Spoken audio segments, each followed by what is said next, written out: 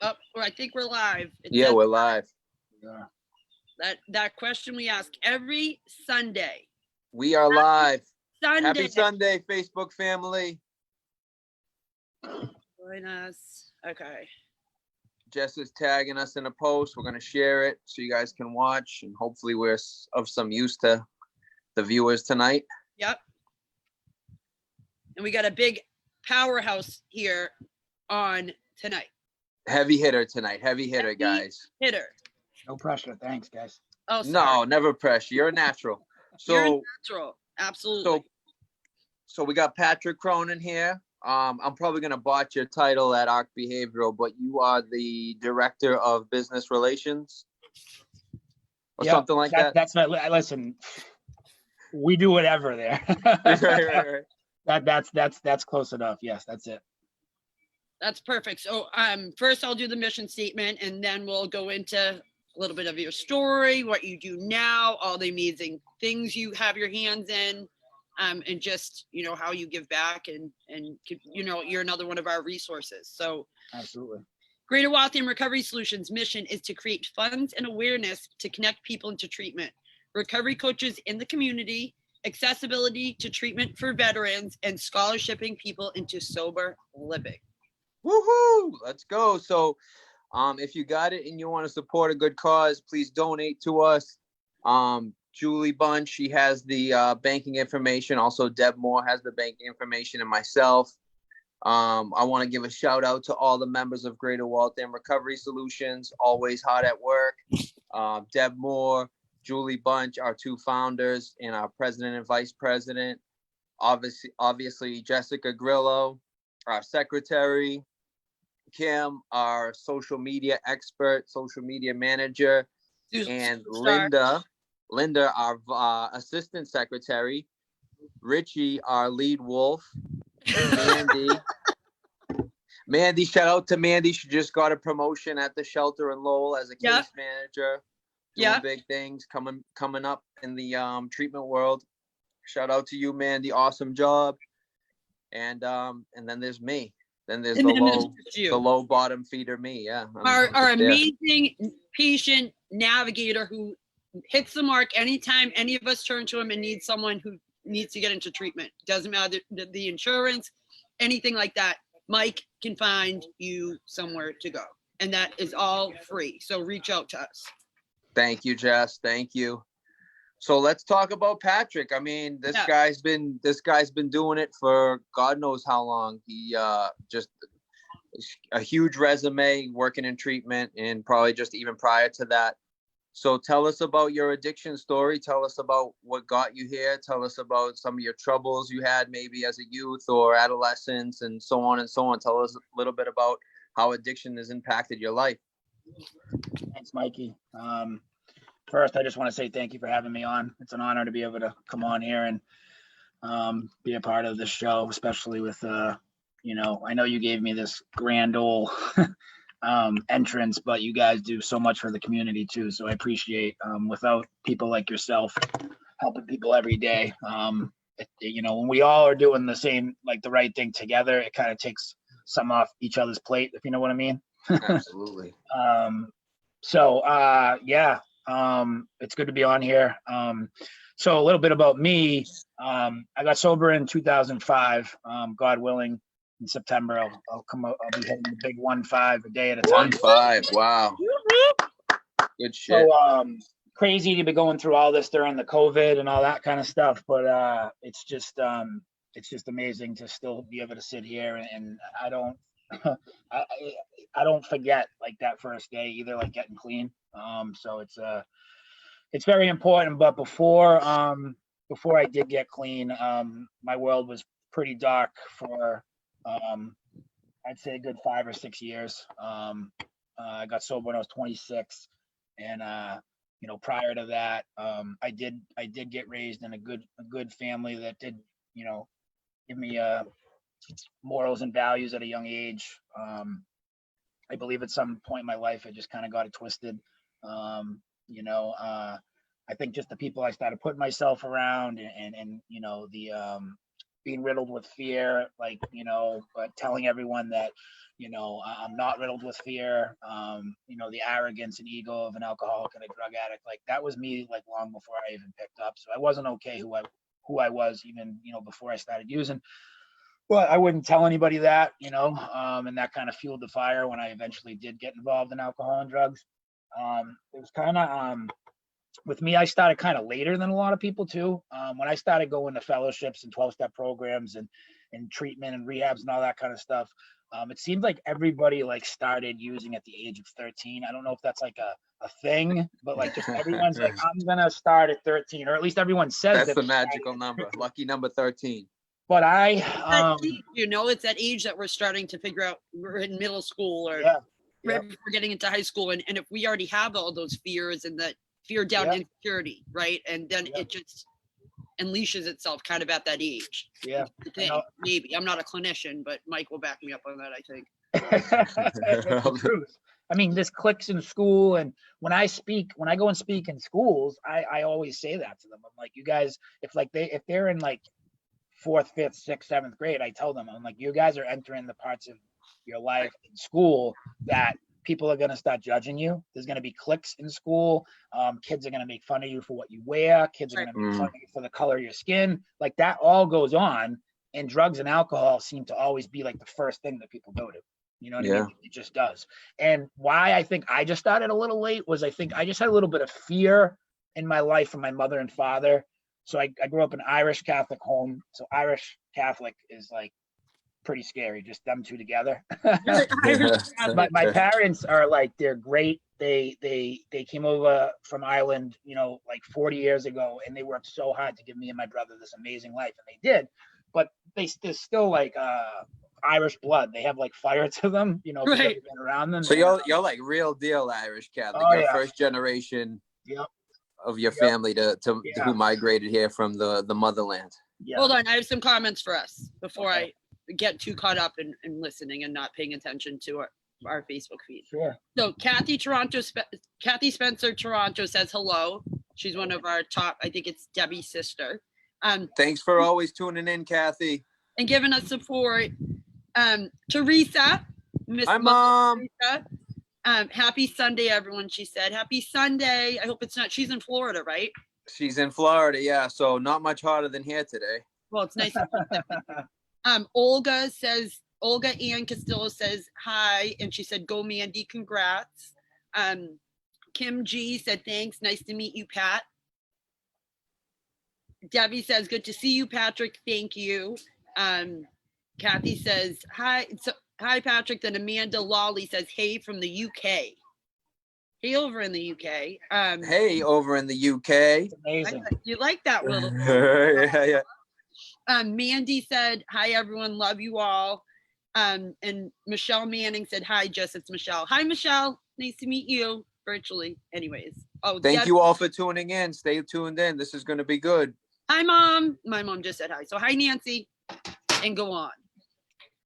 So when I speak in schools, like I've told them that, this is the age that usually people start, using alcohol and drugs to run from whatever's going on as an adolescent.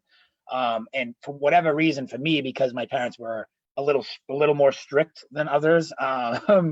And I still don't understand what my father's saying, and he speaks English. So like, the brogue that, when you're in an Irish household. So there was that fear factor. And then my brother, he's 4 years older than me. So he had been experiencing that, like, let's go to the parks, let's drink, bonfires, all that kind of stuff. And when he'd come home, my parents were like, dude, this isn't happening. You know what I mean? So like, I saw some of that with my brother and my parents, and I was like, whatever reason, I stayed away from it for a little bit.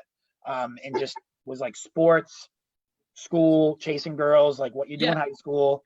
And then at some point, like that only lasts so long. You know what I mean? That like, I could only be around people drinking and me not doing it without feeling so different. You know what I mean? Right. So at some point I was like, all right, I'll be fine. Like nothing will ever happen to me. And, immediately, like the first time I ever even used alcohol or drugs, it was like, I didn't become a kind of fall down alcoholic right away or an immediate drug addict, but like I felt completely different, and I knew I was going to run with this. I just Yeah. knew I was going to run with it. It got really bad for me going into high school. I mean, high school going into college is when it really started to get bad. It was, you know, it was a dream for me to actually like get into college, and I did, but it just went down so fast. Each year that I was there, I tried like a different substance just to like fit in. And by the end, it's like everybody else was kind of starting to fade away from those substances, and I was just getting worse and worse. You were getting deeper and deeper into it. Yeah. So in college, was there any pressure to try anything that would, you know, help out with your academics, like PEDs, like, you know, like uppers, like Adderall, stuff like that? Ritalin. Was that a part of like being in college? Because I'm sure, you know, at that age, if I was in school, that'd probably be interesting to me, you know. For sure. It was interesting to see you out of school, right? So Yeah, it's just me with no school. But Yeah. Well, I tell people like, you know, obviously Coke was, you know, I seem to do every drug that was like going on at that time. So like right, whenever it faded out and the next one came in, I just jumped in on that. But like, you know, Coke was obviously big in college, but Adderall and Ritalin was really, really big. And some people get surprised when I tell them that I abused those two drugs more than I did Coke. well, One yeah, reason probably is because it was cheaper, and my friends Right. could just give me like a pill, and they didn't know to sell it to me, or I just steal it from them, you know, because that's where my values went. Like I would just steal pills from my friends, but I abused those like really, really, really bad, just to like. and it worked. You're like cranking out term papers. You're like getting all your work it's done. poor man's crack, right? Yeah. Adderall and Ritalin. God, you know, grace of God, I didn't get into the opiates until after I was out of school.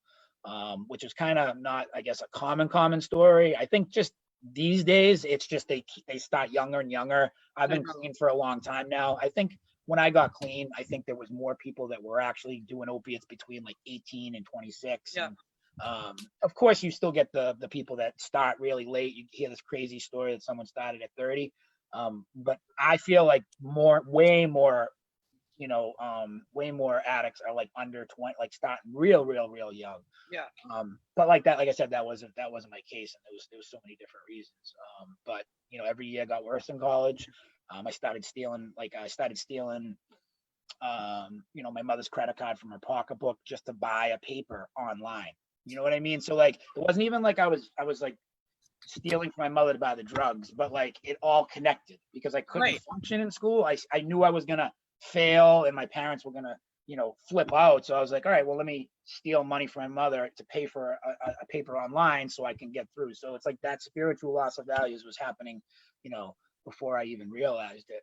And then that day came that, you know, opiates did enter my life, unfortunately. And the sad part about it is too, is, you know, the first time I took an opiate was at my graduation party from college. So it was like that was supposed to be the biggest day, you know, celebrating and all that kind of stuff. And, you know, I took my first OC that day and it went downhill pretty fast for me. And how was your first experience with that at that graduation party? Like world changing, you know? I mean, for me, I mean, it just felt like a warm hug, you know, finally an embrace. Heated blanket. Same. So when I was making that transition from like when I was like, so I graduated and then my party was probably a month later, and then that's the summer. So I was like, in my mind, I was like making all these like delusional thoughts, like, oh my God, now I have to be an adult. You know, now I'm going to have to probably get into the real world, do a job, all this kind of stuff that you just create, like all this added pressure in my mind, which half of it wasn't even true. So I took that pill and I didn't think of it at that moment. You know what I mean? I actually vomited, which a lot of people say they do when I did it, you know, but it was just the weirdest thing. It's like I had done every drug before that pill, and that just it was a different feeling. You know what I mean? It was just a real different feeling. Now the next day I woke up, I didn't do it because like at that point, like I didn't know the trend. I didn't know you do them all the time and all that kind of stuff. But I can tell you, unlike other drugs, I could not stop thinking about doing it until I did it again. It was probably like a week later that I saw another one, and it was kind of weird because no one even knew what they were. I was like, what are these things that we're taking every once in a while? And it was not long after that. I probably did them maybe 3 or 4 more times before it was like, okay, you know, this is on and it's going to be happening, you know, every day. I still didn't really know much about it. I didn't know that you can get withdrawals. I just know that when I started doing that pill, I put myself around a lot different people than the people I was around before that. And whoever had it, I just didn't really care. You know what I mean? And, you know, my parents didn't know what was going on. You know, denial, my parents had denial in their life until I got sober, because, you know, what did they do wrong and all this kind of stuff. But they just, I'm losing weight at like real fast capacity, and just money's going missing. And they're like, wait, my kid just graduated from college. Like, what's going on? They thought I was depressed. They thought I was, who knows, you know? And it was, what year was this, Pat, that you graduated? 2001. So that's when I think the Oxy thing really started coming in, right? Yeah, like so, around yeah. 2000.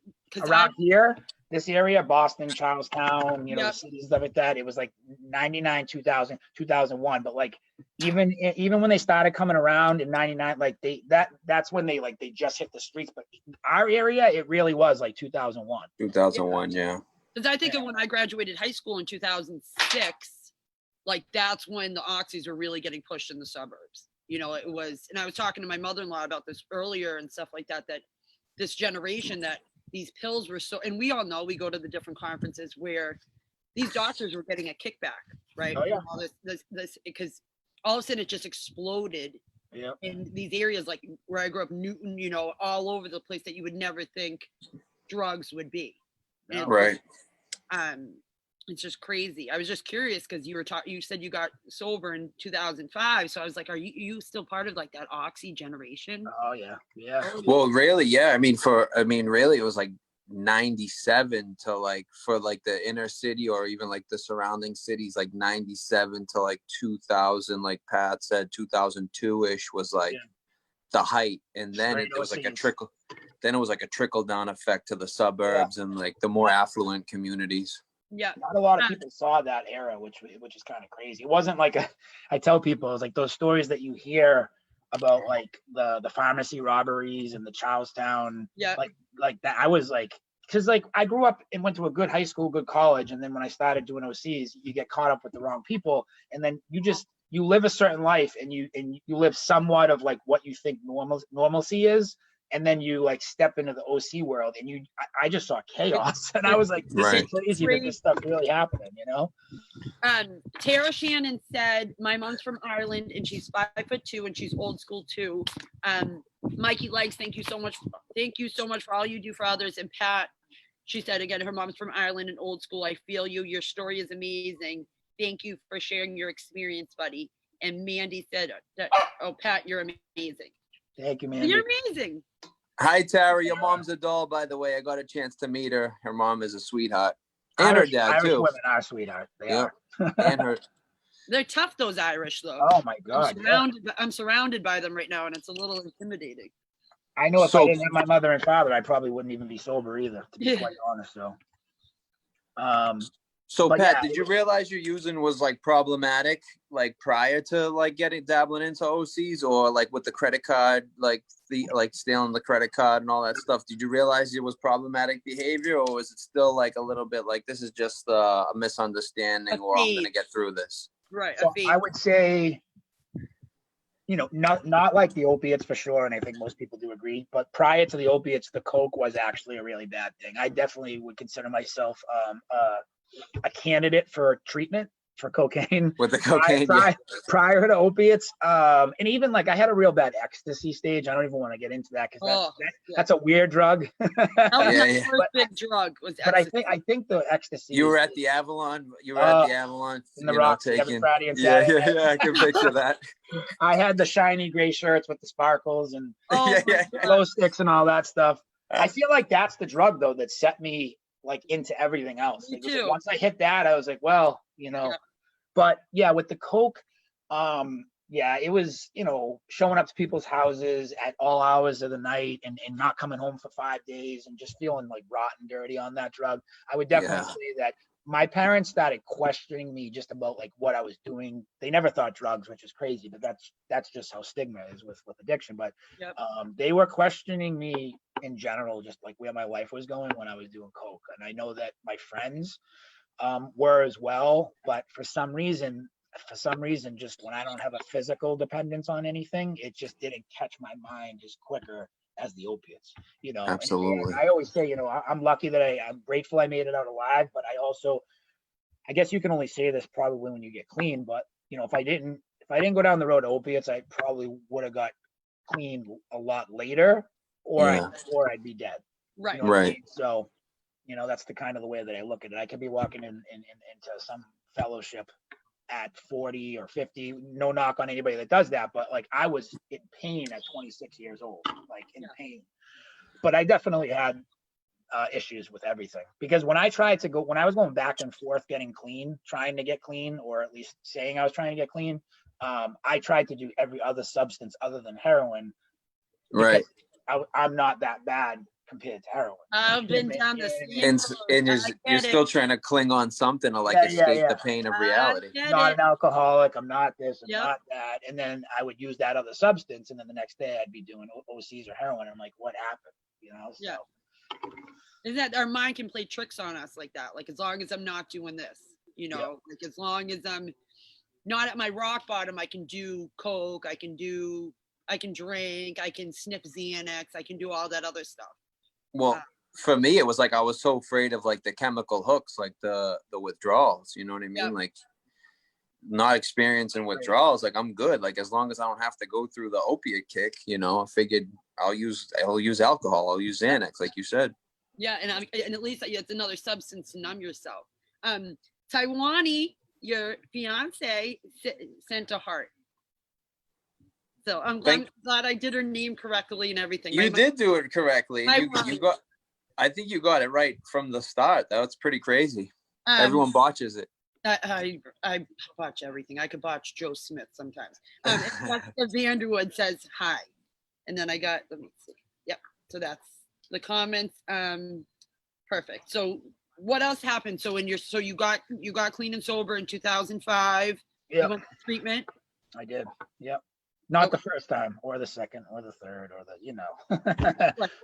You know, but I say that because I'm so proud of the people that do get sober the first time. But I say that because I've been in the treatment world for a long time now too, and I say that because the people that have been in treatment like 25 times, like you can get clean, like you definitely can. And I feel those are the ones that like are so vulnerable because they think there's no hope.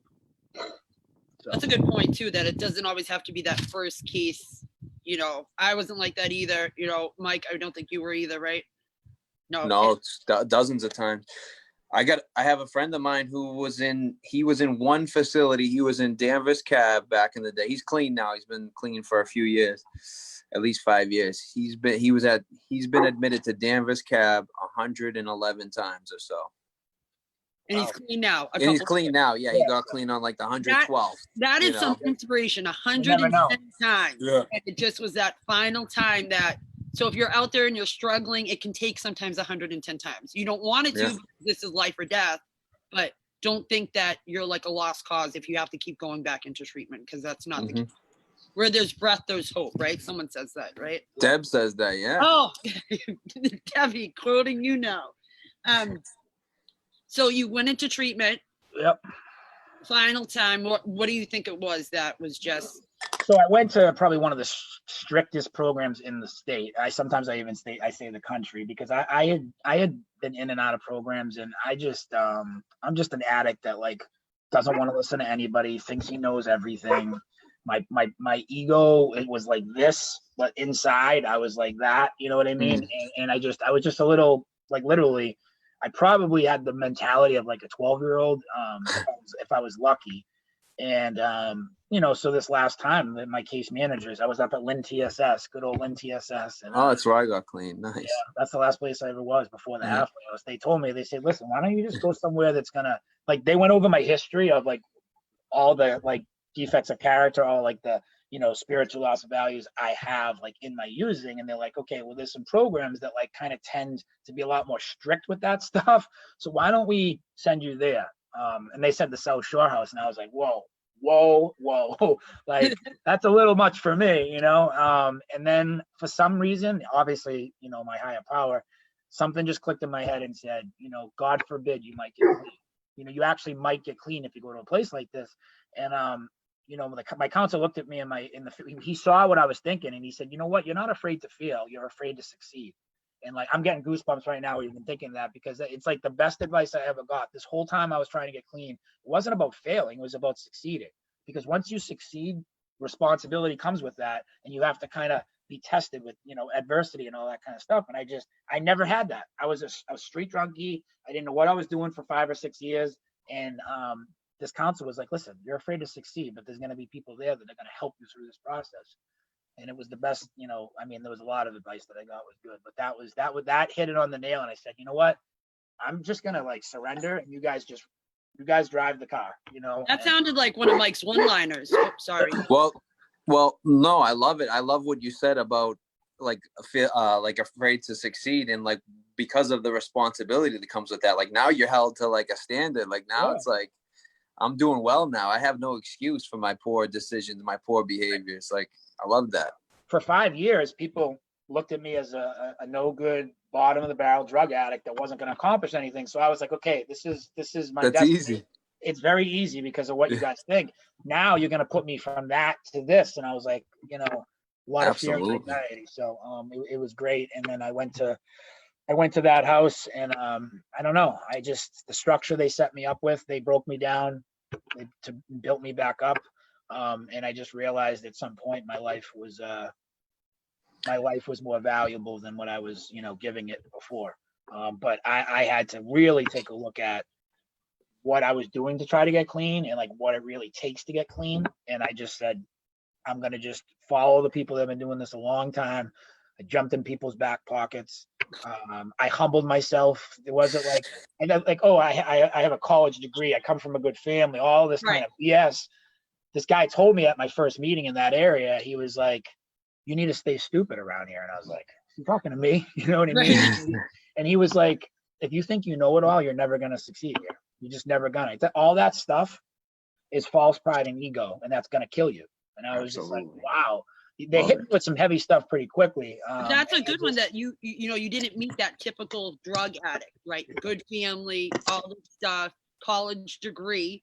And so it's almost like, because we don't fall into that stigma, or disease tells us, we're not that bad. You're not really a drug addict. Like you're fine. But yet look where it leads us, to the rock bottom. And then there's a ground underneath the rock bottom that we can dig to. Right. And it's like, so I thought what you just said was perfect. Whew. That was a big hindrance for me. Like my upbringing of like where I thought I was like something different, like prevented me from actually getting clean for a very long time. And when I first got sober, like my mentality like had to be smashed like right away, that I was like, wow, like, these guys are right. I need to, swallow my pride. They were like, listen, like I might have a college degree. I went and worked a get well job for like a year and a half, stocking shelves. Like it was just all that kind of stuff. I was like, listen, I'm just going to remove all that stuff. I'm never going to forget. Like that stuff is going to play a big role in my life when I start to succeed in my career. And it has, obviously now it's made my career amazing. But when I first got clean, I had to push that stuff aside, starting at zero, and I'm just another bozo on the bus. And figure out who you really are, right? Kind of figure out what makes you tick and what's driving the train or the bus, the bozo bus. Yeah. Mike, do you have a question? You look like you did for a second. No, I did for a second, but so I remember like when I was like shopping halfway houses, like you were at the time, like the South Shore house, people would tell us you can't go there. Like when you interview, they make you like stare out the window, and you can't make eye contact with the director or anything like that. It's all true. Yeah. Is it really all true? So I knew that was going to happen too. So yeah, when you walk in, there's an office, and I'm so close to that whole staff now because they saved my life. But you walk into the office and there's a window. You just look out the window, and you got counselor on your right, counselor on your left, and it's just whoa, and they're just hitting you. Now today, like that was 15 years ago, it'd be a little more frowned upon. It's changed, now, because we're so anti, like, hurting anybody's feelings. Sometimes I don't think that's that bad, but that's just my 2 cents. Right. But, so they drill you hard, but like, so my reaction to them, it was kind of weird. They thought it was funny because some people just break down, or I just kind of looked at them and I said, hey, listen, I said, what you just said to me for the past 20 minutes of this interview is what everybody has been telling me for the past 5-6 years of my life. So I'm not bothered by what you said to me right there. And they were like, they didn't even know how to respond to that. I was like, what you're telling me is, listen, I've been hit with that, no problem. So they're like, all right, you're accepted. You're accepted. Like, no cell phone, Like they would like you, if you even like were seen like walking down the street and said anything to like a female, like talk to a female, it was like, dude, it was crazy. But like, hence why I told you I had a history of different programs having problems with different areas of my life that would prevent me from getting sober. So I went to a house that was gonna, like, there's always a way around things. I was far from perfect in that house, but it's a lot harder to get away with things there than it is in other programs. And I'm just so blessed. And the Quincy recovery community is amazing too. I mean, a lot of people hear about the recovery in Quincy too. So I feel like it wasn't just about the house. They told me in that interview that, like, if I think that the actual house itself is going to keep me clean, then I'm probably not going to stay clean. They So said, Julie just said her husband Roscoe went to First Academy and had to sit on a rock and wear a billboard. that place might even be tougher.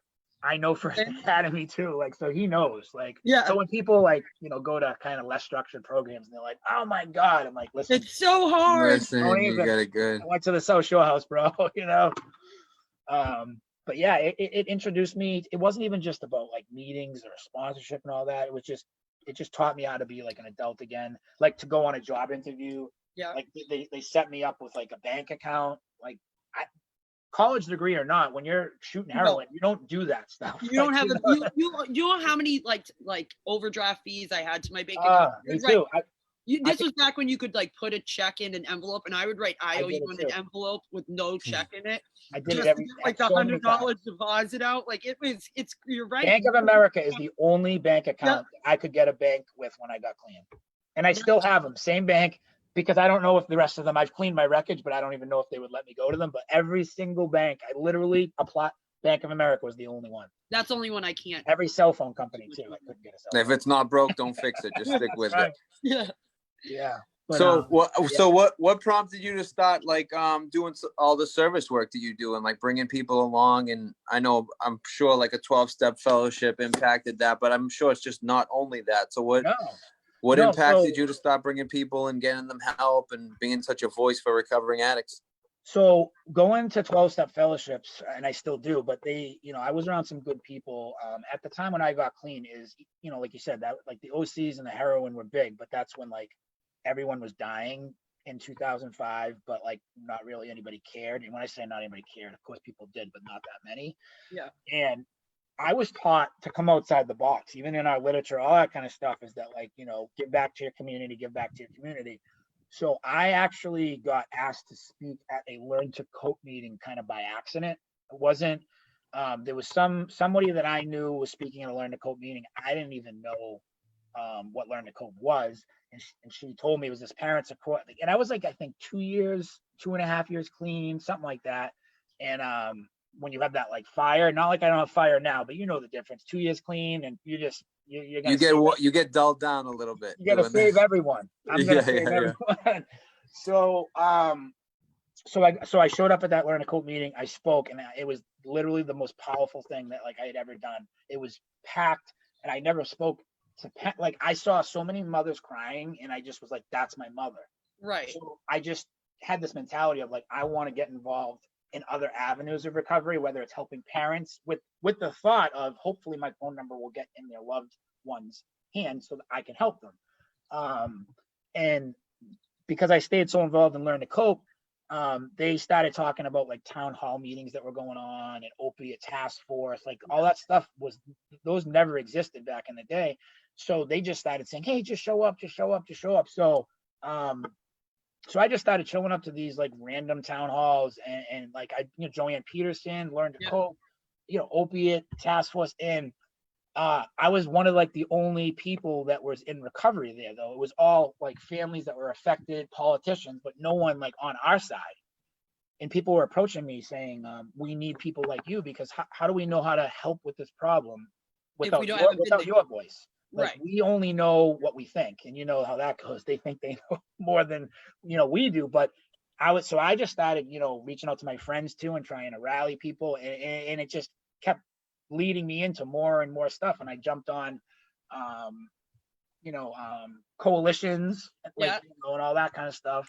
And then that introduced me to Joanne Peterson pulled me aside one time and she was like, "Hey, there's this organization called More." I never heard of it, even though I was pretty connected in the recovery community. Big shout out to Moore. Yes, Marianne absolutely. Frangulis, Julie. And Joanne called Marianne Frangulis, and Joanne's like, "I have this recovery guy that's like on fire right now, and he wants to save everybody. He'd probably be a good voice in recovery." And that's kind of when I started stepping out of the box, out of just fellowships, and started sharing my story in the public. You know, I actually, you know, I talked to my mother and father too, and I got their blessing. I said, "Hey, listen, I'm going to start sharing my story in more of a public way. I'm going to keep all, you know, traditions tight with other fellowships and all that, but I'm going to start sharing my story more. And I just hope that you guys are okay with it." And they were. My parents got very educated on this, and they go to Al-Anon, they go to Learn to Cope, and they know that me sharing my story was very important.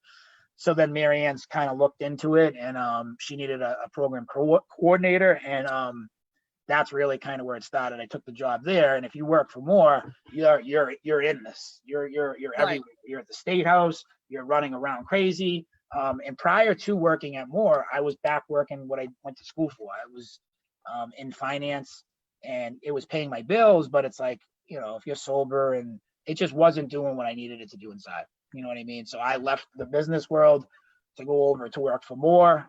And that's kind of like where my face kind of got out there, and just kind of, and then obviously by doing that, you know, people reach out to you for help too, whether it be treatment, sponsorship, all that kind, even if it's just to talk.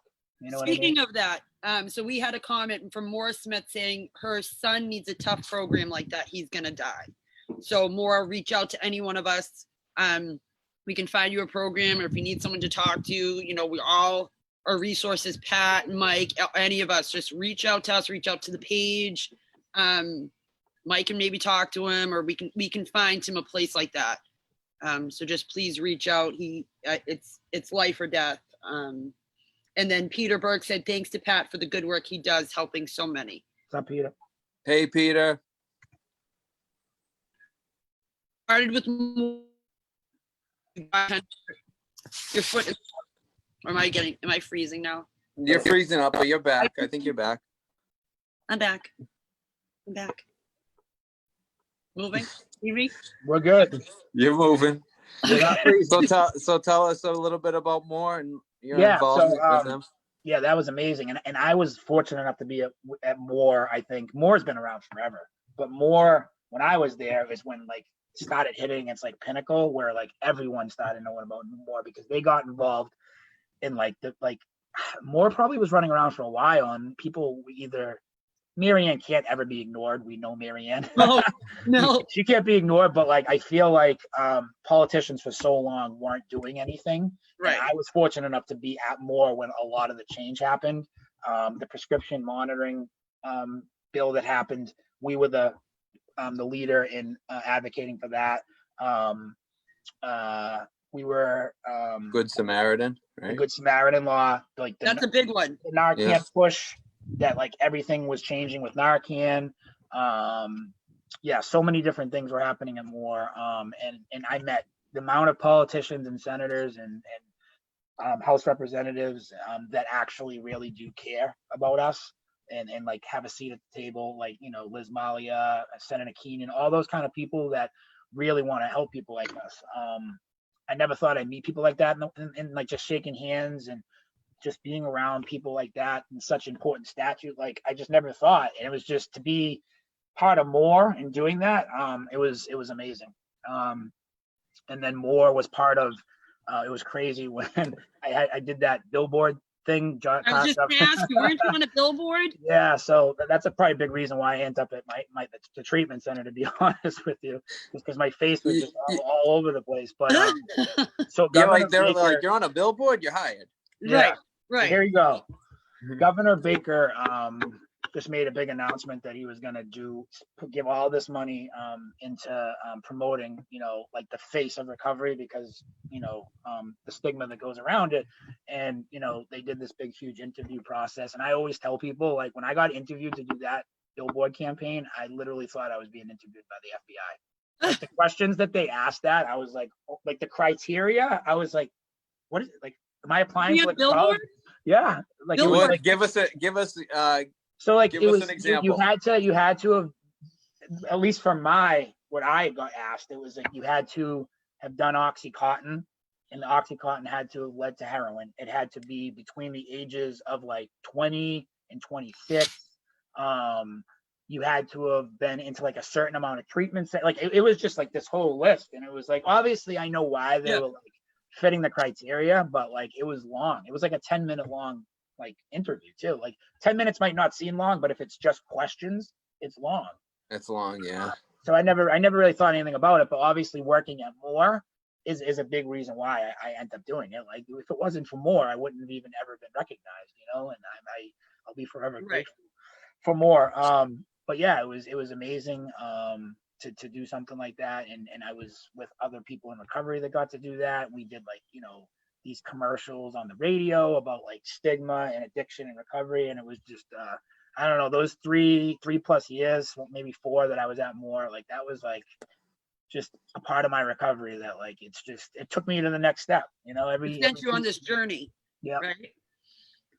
Yeah, and that's after More is when I kind of stepped into the role that I was in right now. I was approached by some guys in Quincy that I've known for a very long time, sober a while, that had this plan of wanting to put together this treatment center, but they wanted me to kind of help start it with them, and they wanted me to kind of be the community guy, be the face of the company, and to me, I took a look and I was like, I love More. But when they said that the facility was going to be in Quincy and that's where I got sober, like I owe the Quincy community like my whole life. So for me to be able to help put together a treatment center in Quincy, I don't want to say it was a no-brainer, but like I know that's what my purpose was to do.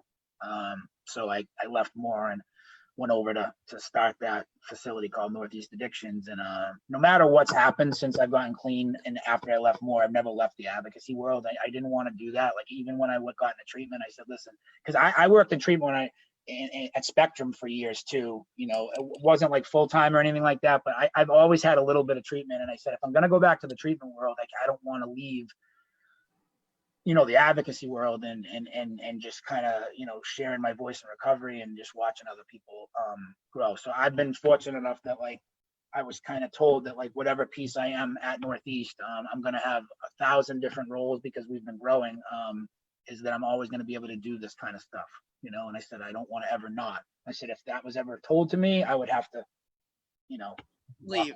Yeah. You're not putting up with that conflict of interest stuff. No.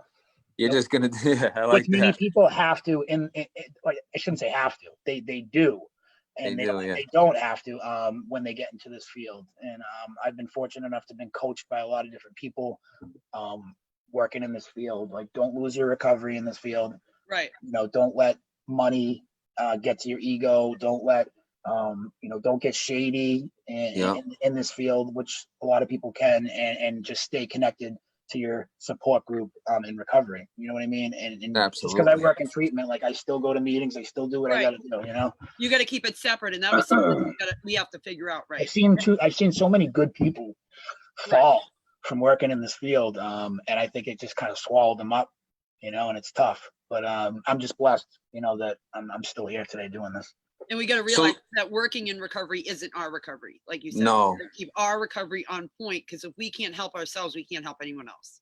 Right. And in figuring that out, that just because I'm doing all this stuff and overdoses and this and that and doing all these things for work, I still need to keep my meetings on point. You still need to keep your self-care on point so that we can, like you said, don't get swallowed up in the chaos of it. Right. Yeah. And I got a daughter now and I'm married and just all this kind of stuff, like just family. I went away this weekend to be with my family. Like, did I work? Like, Mike, you know how it goes. Of course I did. But like, of course you did. My phone is, but like, I know, like, put it down, go hang out with my family. Like, there's a lot of stuff that's going on in my life right now that, like, if my recovery wasn't, where it needed to be, I'd just be pushing all that kind of stuff away. You know what I mean? And I know how that goes. Like, I'm like far from perfect. My wife will tell you that. Yeah. Mine too. I hope she's still not watching. She'll tell you guys all about it. Yeah.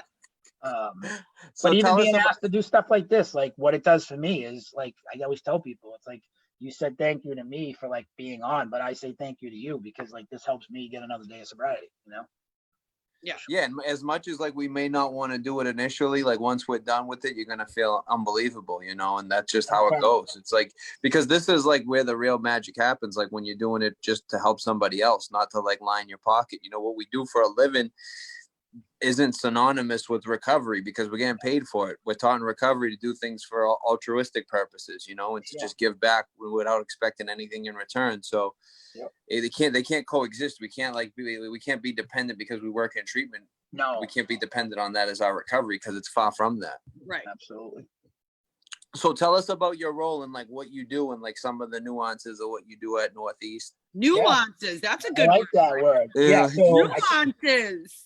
I try to pretend I'm intelligent, but I'm really not. It's a great word. I like that. I love it. So yeah, I took on the business development director coming into Northeast and outreach though, because I wanted that piece. I mean, they can kind of go hand in hand, but I just like the outreach piece because me getting on the ground with people is important to me too. Some business development in treatment sometimes isn't as involved in like, don't go to the treatment. Like I'm always like at the treatment center, you know, giving high fives to the clients and all that. Like that was part of the agreement of like me coming on, is that like, if I take this, like I need to be able to do that stuff too. So, my role has evolved, into kind of more higher level parts of the company because we've grown, so much. So we started with Northeast Addictions, and then, since Northeast Addictions, we've now come to, two more facilities, and one actually opening tomorrow. Our brand new facility is actually opening tomorrow. Look at that. What timing we I have. know. That's why I said it's been a crazy week too. So yeah, Northeast Addictions opened first, and then we end up acquiring Recovering Champions. That's another PHP facility on Cape Cod. And then that was 2 years ago. And then last year we acquired Spring Hill, which is a 28-day inpatient residential. And then tomorrow is the opening of the Hold on, drum roll. last level of care that we've always wanted, detox and residential. So tomorrow our CSS, and our CSS has to open first because of just the licensing and how it works. And then our detox will be open probably 3 weeks later. So I'm doing all of them. You know what I mean? And where's that one located? The CSS. Canton. Where is it? Canton. Yes. Oh, okay. So it's a Canton address, but it really is like so Randolph. Like it's like the only thing about it is the address, but like it's like literally you have to drive through Randolph to get to it. But yes, now we're gonna have every level of care. So my responsibility is same thing, from, being the BD director and outreach director, is to kind of oversee all that for all the facilities and help people in whoever's a good fit for, whichever facility is appropriate. We'll do that. And if they're not appropriate for that, I'll, just like you guys do, I'll find them somewhere else to go. A big piece of our program too, that's gonna that a lot of people are going to see is our first responders piece that we're going to have there. That's awesome. Yeah, we're going to not just have like a first responders track. We're going to have like first responders like wings too. Like it's going to be like a deep type of first responders program. People were asking about us. People wanted us to do it, and our relationships with the towns really wanted us to do it. So it's so needed. That's first responders. It's yeah. They can be addicts and alcoholics too. Yeah. Right. Oh, yeah. The trauma, they see, the stuff they do for their work, putting their lives on the line. And it's probably a different kind of treatment than you would give someone who's not a first responder, right? Yeah. So, we get first responders that like sometimes want to just be mixed in, and it's not a big deal. The trauma piece of the first responders definitely has different types of tracks for them. But we also have first responders that like, listen, a law enforcement official could come in and they might have arrested, Joe Smith that's in the next room. So like they need to have some type of privacy in their life too. So we're trying to segregate that a little bit. But does some of it have to do with stigma as well? Yeah. Like keeping them private? Absolutely. Yep. Yeah. But like I said, some of them like say they just want to be mixed in the population. No big deal. Right. So, but so it's going to be, it's amazing. Yeah. Tomorrow's our first official day open, and It was meant for you to be on here tonight then. Yes. Look at that. God's will be done. God's will, thy will be done, not mine. Teresa said, Patrick, thank you for sharing and all you are doing to help others. Thank you. Thank you, Mama Teresa. Kimberly Hazlitt Sturtzaka. So I just Strazala. thank you. I'm so sorry. I only know that because I'm friends with her. I'm so sorry. She said, hey, Pat. Hey, Kim. So you have a lot of supporters, a lot of people that you've helped and, people that see what you're doing and all the things all the changes you've made and all the giving back and working in the field and still managing to have a family or try to have time for yourself. I don't know if you get much time for yourself. I have to leave the country. Right. Right. And shut your phone right off. now. Right. So football season would be really the only time. I swear when the Pats are on, I I will actually shut my phone off. I always regret it, but That's crazy. It's like my only time. You better pray that That is they're gonna crazy. play. I'm like praying that there's football. You better That's daring. pray. What else we got, Michael? So What happened to you're no, I'm back. did you have a question? I have a question. Yeah. So Where do you keep going? this isn't from me. This is from Julie. How are they going to address the rise in opiate addiction of people of color? And is there any plan? Or have you seen any? So I would say when I was actually at Moore, there was a lot of work being done when we were having areas meetings. I still think they have those for Moore. The opiate rise was a big problem even when I was at Moore. Would I say I would say there's definitely not enough has been done for sure.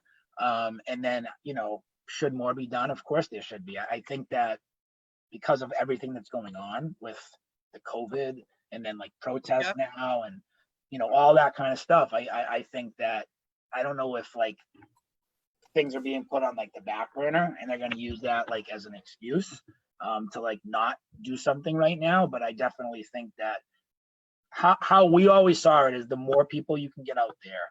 And this goes for, I always tell people, methadone, Suboxone, maintenance, any type of substance that people want to judge or look differently at, because there's stigma for all types of things.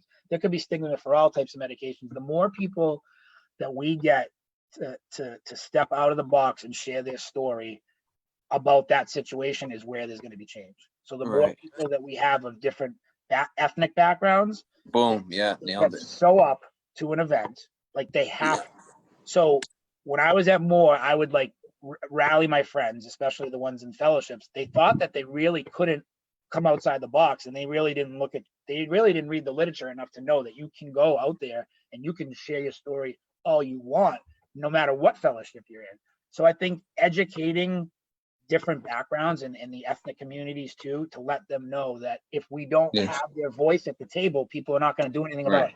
They're not. Just like when we want to have change with stigma on MAT or anything else, I started telling people, or I was calling families saying, listen, if someone has been successful on Suboxone or methadone or any type of medication, it's going to be hard for them. But if they share their story, they don't know how many lives they might change. And that's just, as someone who has been on prescription meds in the past, it's so hard to even see. And I was as you're talking about it, I'm sitting here going, I brought it up with Mike different, but because there's still such that stigma as you're not clean if you're on an MAT.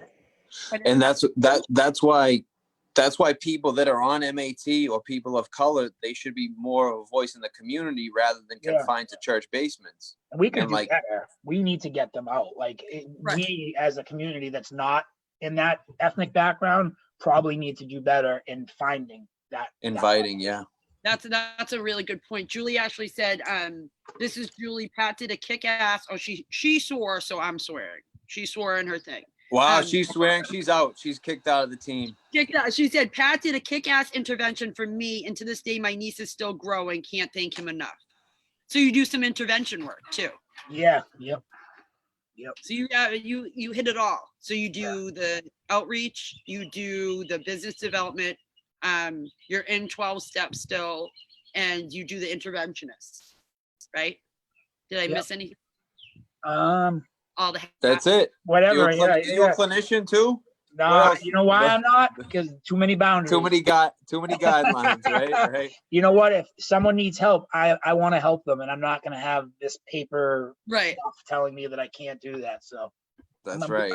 I love clinicians. Like we wouldn't have our facilities without them, but my mentality is I have to help people no matter what. And amen. If it would risk me losing my job, that would be a problem because I would have already gotten fired probably 40 times. And then John Green said, thanks you guys, no first time. I love Johnny Green. What's up, John? Thanks for tuning in. And Megan Baroob said, Pat does it all. Love you, Meg. Thank you. So do we have any final questions or anything else we need to cover? Another mission statement would be great. Boom. I got it. Boom. Love your backyard. Is that your backyard? It's my mother-in-law, my mother and father-in-law's backyard. I usually have the fireplace in my background when I'm doing my thing. And I gotta get away from everybody. But did you see the dogs? They're going. Yeah. It's just look, gifts of recovery right there. Yeah. That's where I'm in Yarmouth. It's actually funny because one of the first times I met you was at the Cape Cod Symposium. And my parents have a house. When I met you at that time, my parents have a house in Yarmouth and I stayed there. Oh, right. Right. That's so funny. And that was like 3 years ago. Yeah. So Greater Waltham Recovery Solutions mission is to create funds and awareness to connect people into treatment, recovery coaches in the community, accessibility to treatment for veterans, and scholarshiping people into sober living. Woo! Woo! So are you going to do your little Mike, where you say the line and bounce? You can't give it away, Jess, but it's all right. So next week we have a street outreach specialist who's doing street outreach, like really like boots on the ground type work. Felix Cologne, he's out in the Fitchburg, Leominster area. He's going to be our guest next week. So please check us out. And great job, Patrick, as always. It was a pleasure having you. You really do it all. You're a person that in this field that I look up to and admire. So thank you for coming on our show and doing the deal. And remember, everyone, please leave the world a better place than you found it. Good night. Boom. All right. Happy Sunday. Yeah.